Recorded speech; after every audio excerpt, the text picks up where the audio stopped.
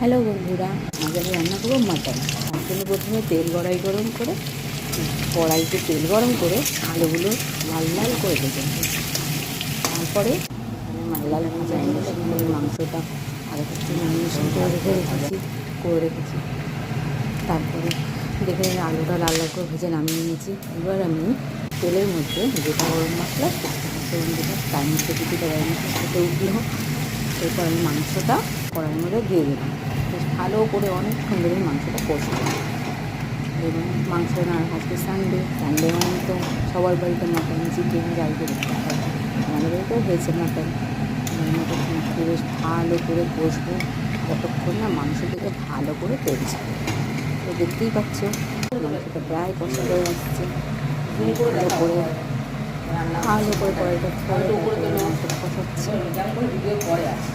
Mutton কষাতে তো হবেই। এরপর আমি ইন্ডাকশানে মাটন করার জন্য খানিকটা গরম জল স্টিলের গামলার মধ্যে করে বসে জলটা আমি মাটন দেবো। এদিকে আমি প্রেশার কুকারটাও রেডি করে নিলাম। এদিকে বড় মাছের আবদারে চর্বি আমি তুলে রাখলাম। চর্বি তারপর যখন একটু গরম জলটা নিয়ে দিয়ে আবার একটু ভালো করে নাড়াচাড়া করলাম।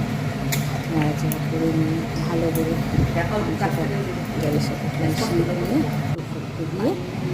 তারপরে আমি প্রেশার কুকারে ঢেলে দিলাম। আমি প্রেশার কুকারেই মাংসটা করি।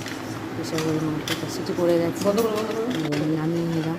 দেখি তো মাংসটা উফ দেখো লাল লাল ঝোল পাতলা যেমন আর কি ভালোবাসা করে মাংস রান্না করে।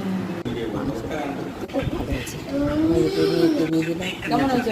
বৃষ্টি হয়েছে, গরম মশলাও বলছে।